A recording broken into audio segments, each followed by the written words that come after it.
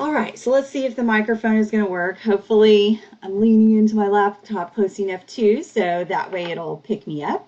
All right, guys, so first of all, I hope everybody had a really good Thanksgiving. I still have a turkey belly right now, so if I talk a little slow, we'll just blame it on some turkey. But I think you guys are going to recognize a lot of these slides today, and I did that on purpose because I feel like, you've probably heard Francis speak to them quite a bit and some others, right? And so I kind of wanted to give you my speech, so to speak, on it. So I'm not going to give you like a demo, but I just want to speak to some of these slides that we have because I know quite a few of them are also within some of our other presentations. So I like to really show how connected we are, right, between all of our products. So, and since I'm a little newer, like how I've kind of interpreted some of that and am able to kind of put my 2 cents into it. So I know I have quite a bit of information, but some of it I'm going to save for the next time as well. I just wanted to put a bunch together just in case y'all had questions or wanted to see something. So I wanted to put this one in here about how we truly as a company work on performance improvement and that we speak to it with our surveys as well and how it can be linked to all of our products, right? So we know that the mystery shops are really identifying things in the beginning, right, with our prospects and kind of our sales process and those types of things that our clients have. And then with surveys, it's kind of their next step, right, into insight in their customers. So, and then how we're going to be able to link that into our E2L and our performance-based training. So I like to speak to that and show that this really is a good example of everything that we do in keeping us, all in the same performance improvement guidelines. So really what the surveys do, and I'm going to get more detail on them, but is we're looking at that experience. So I think as a company, that's experience is one of our big words, right? Like what are people feeling?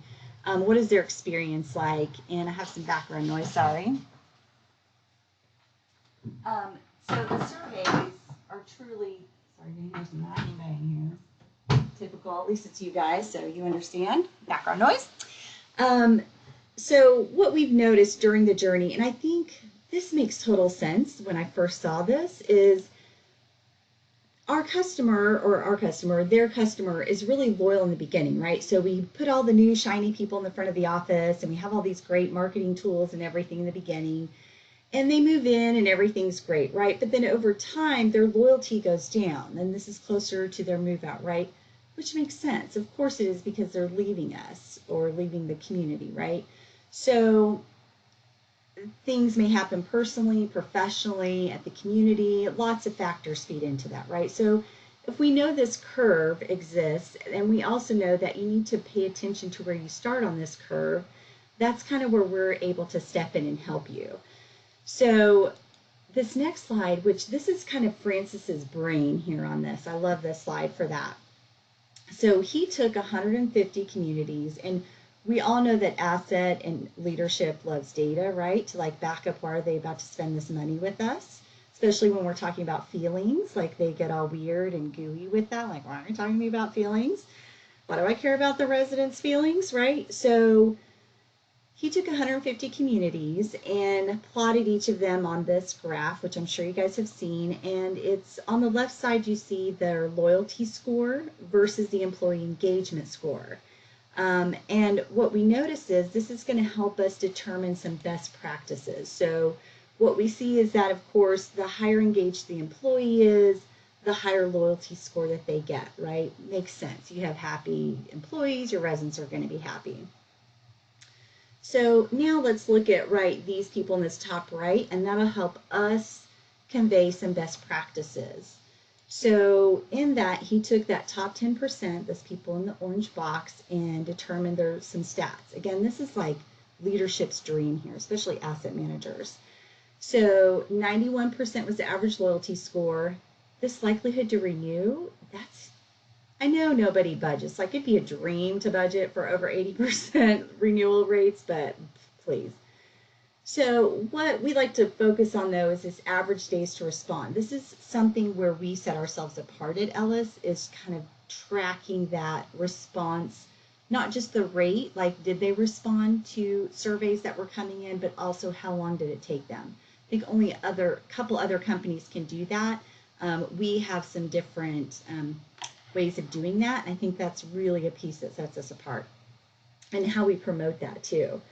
So if you look at the bottom 90 though, so the loyalty score drops to 75. These people only waited an extra day to respond, which again, I feel like 4.3 days, you guys, is a long time to respond to a survey. And I will say the majority of clients that I've spoken to, they all have a company standard. They are to respond within 24 to 48 hours. That 4.3 days is really too long for everybody. They think you need to hit them hard and fast, which again makes sense. If we're following up with, prospects within 12, 24, 48 hours, it makes sense that they would say, no, we need to respond to these residents, right? And the data backs that up. The sooner you respond, the better your loyalty score is, likelihood to renew. And remember that loyalty score is based on the would you recommend this community to friends and family question. So that's also going to dictate, are they going to bring other people with them, which again, Asset's going to love that because that reduces the amount of marketing and those types of costs associated with it. So again, it's giving you a good idea of how your residents are feeling and your prospects are feeling. So with all that data though, this is where we get kind of mushy, right? When you hear like leadership going, oh gosh, these people are going to start talking about feelings, right? At least that's what seems to be. But our main goal with the survey program is to really help them work and build on that connection. And they've built that trust in the beginning with these people, and how are they going to continue building that trust and that relationship with them.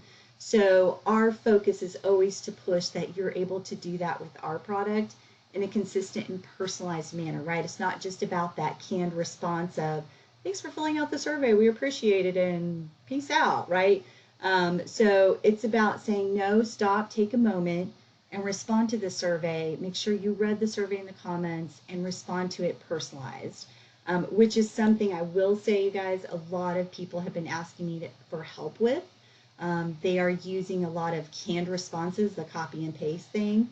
And so I've come up with a couple things to help with that. I did a training a few weeks ago on authentic responses. And I'm going to share that with you guys as soon as I get a little more formatted and some other things, make it a little prettier. But just some better ways. Still not, we don't hand out templates. We really, are trying to push, like, you need to have the manager or the leasing professional, whomever it is that's responding, really focus on personalizing that response. So if we start just giving you templates, like, that's what you're going to use, right? So the next thing to look at is, when do we say is the best to, those critical touch points during that resident journey. So, and I will say this is something that most companies go by, but also know that anybody can adjust this timing.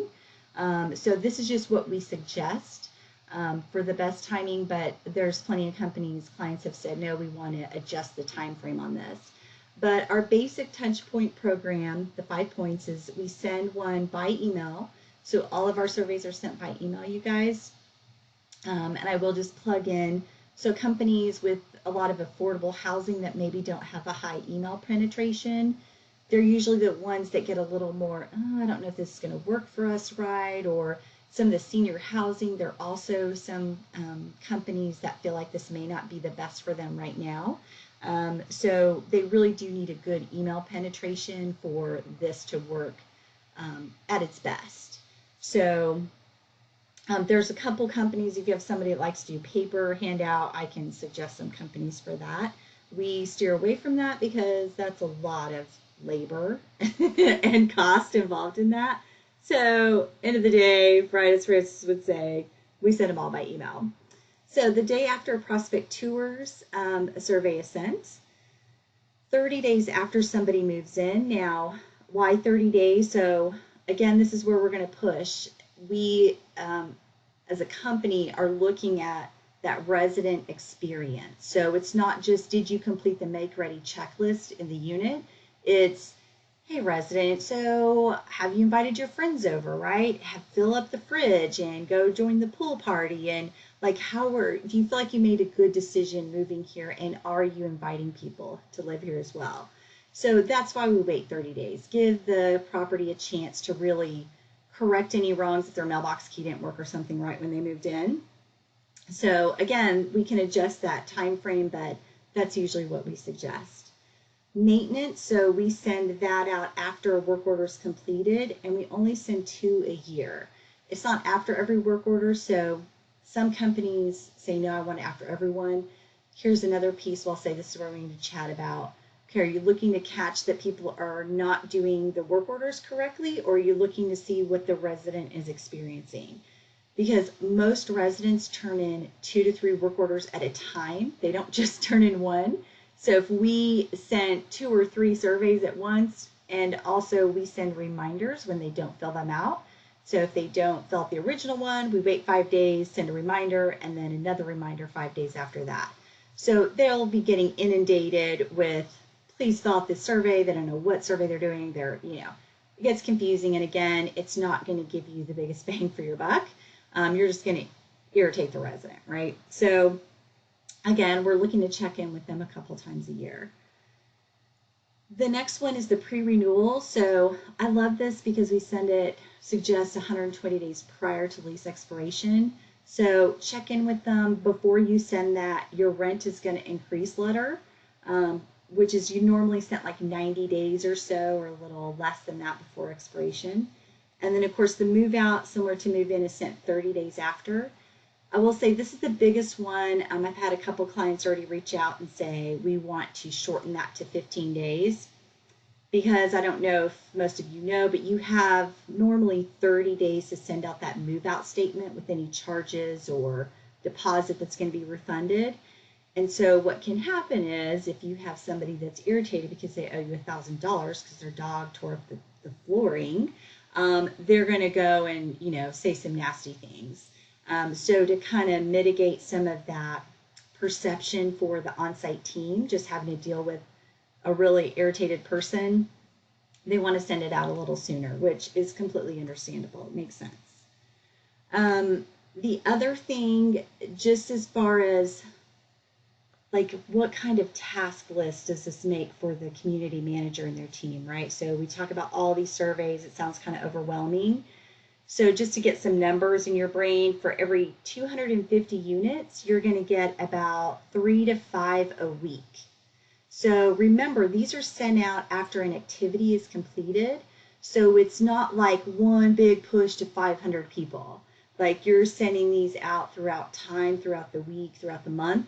So they're not just getting inundated with that as a task list item. So again, to really promote, this should be a positive thing for your teams, something that they'll have time to sit down and really manage easily and make a big impact with their residents and prospects.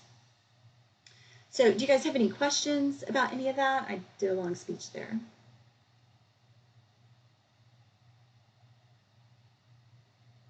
Nope, no questions? Okay, all right, cool.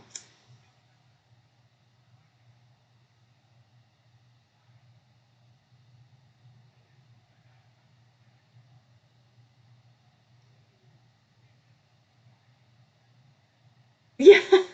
Okay, good. Thank you. Yeah, that's the other thing. Feedback on the presentation is always welcome, guys, because, in my head, right, it sounds like this makes sense, but 2 cups of coffee later, I could be speaking all sorts of weird languages. So, alrighty. So the next thing, and again, I think you guys know this, but let's talk about how we're different at Ellis compared to others. So the first metric, now, obviously other companies use this. Would you recommend?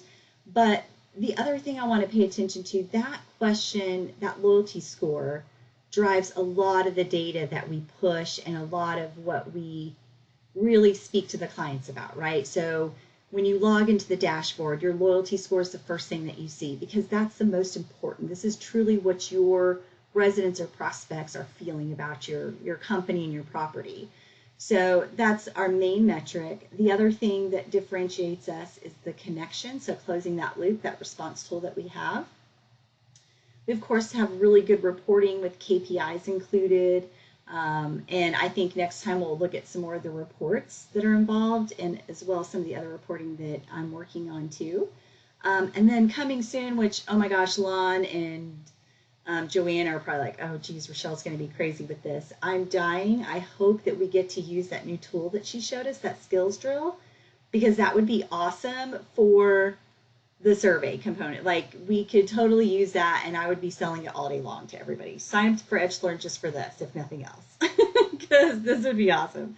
So anyways, you guys know we have some PBTs coming out that we can circle back with surveys. So of course, you guys know a lot of these companies use this same net promoter score. So we like to remind everybody that we're in line with that, as well as how it correlates to our industry, the multifamily. Like, we're pushing that, change with an industry that likes to stay in the 80s, right? So the next thing, this is really what makes us different, is this response tool. So remember, I said we don't like canned responses. It's really easy in that they click this respond button in the dashboard. They get, and I'm going to show you guys the alerts that they get, but they simply hit respond. It opens a pop-up box. And something to remember is they are not responding through their work email, which some people get irritated by, and I have to remind them, no, this is so you have all of it here in one location, and because it pre-populates information for you. And once they enter that body and hit send email and close survey, of course, that's how we track that average days to answer and the percentage answer. So that's why it's not linked to your email account with all the other junk that you just skip over in there. Okay, I don't really say that to them, but we want to. Yeah.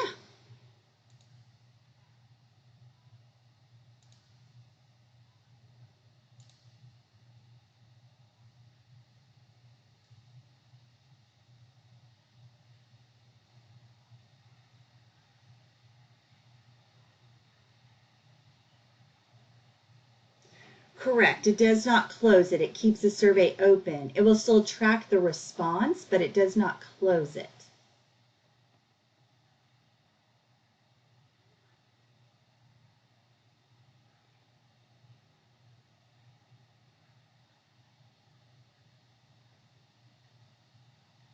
Yes, ma'am. You got it.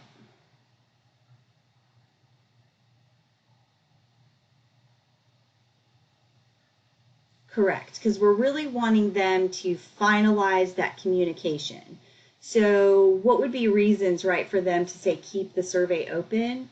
Might be if there was an ongoing issue, like, so this would be like red alert to me, right? Like, I'm having issues and, my sink exploded and nobody came to fix it, and the neighbors, tore down whatever. Like, this would, I almost feel like that button probably means you also need to be walking up to their front door and speaking with them, not necessarily keeping the survey open.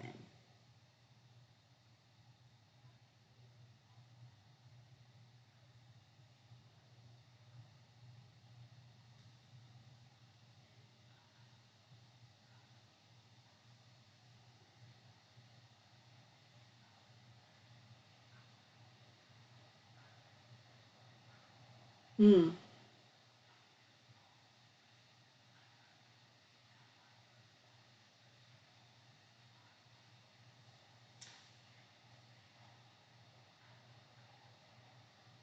Gotcha. Well, and that's a good point to bring up too. And maybe it's how how I'm describing it to people. So maybe that's something I need to pay attention to when I'm speaking to it, that it's not just about the response and the closing, but it's a really closing that communication and feeling that you finished the connection with them, like you took care of everything you needed to. Maybe we need to word that a little differently to drive that home better.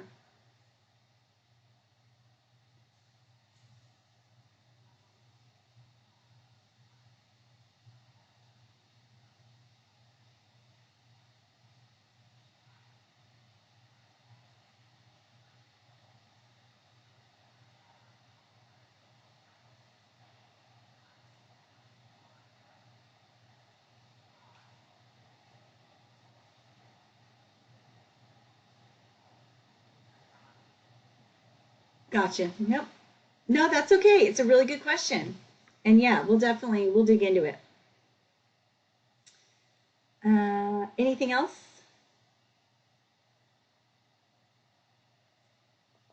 Nope. Okay. Ooh, gosh, it's already 9:27. Holy smokes. That's okay.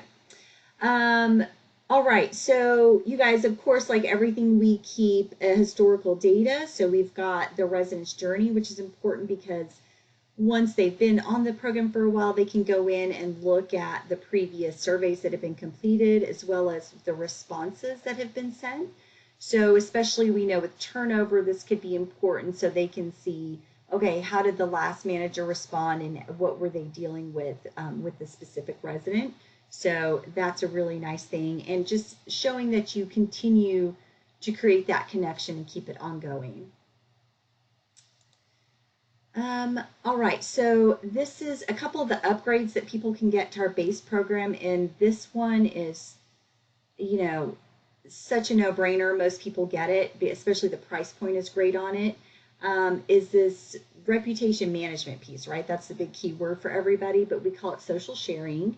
And this is where they can have the opportunity to include in their response links to post the review on Google, Facebook, or apartment ratings. So we have that as kind of an upgrade or an add-on option for them, and they pick and choose when to include that link. So if it's somebody that gave them a 5, obviously they're not going to ask them to post a review. So this is totally in their hands. They have control over it, which we definitely like to point that out, right? Like you have control over this, something you're able to manage. The other piece to that is we include the link as well on the all done email. Once a resident or prospect fills out their survey, there's a little all finished. And that will only be included if they score a 9 or a 10 on their loyalty score. Otherwise, it will not show unless the client chooses to have it show for other numbers, right? If they score 7 or 8. We don't suggest it, but they can certainly do that. That's an option that they have.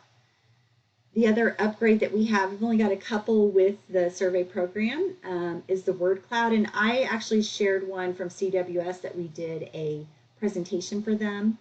And so the word cloud is really cool because it pulls the top 75 most used words based on the comments that were left on surveys. And of course, it colors them based on their meaning. So like green is positive, red is negative, and gray is neutral. So this is helpful for things like marketing. So one company realized the hospitality industry words were used often, so they changed their SEO campaign. You can base training around it. This is also a good way to sit down with team members and say, hey, here's what people are saying about us.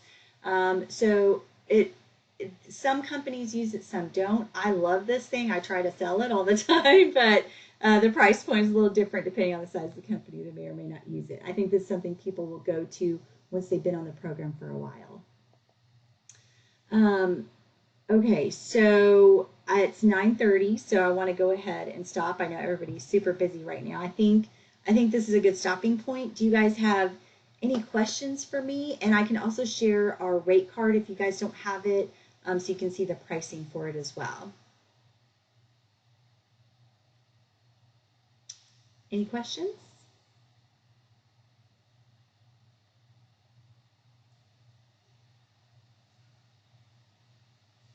Awesome. Yeah, you bet. Okay, well, I'm going to hit pause recording.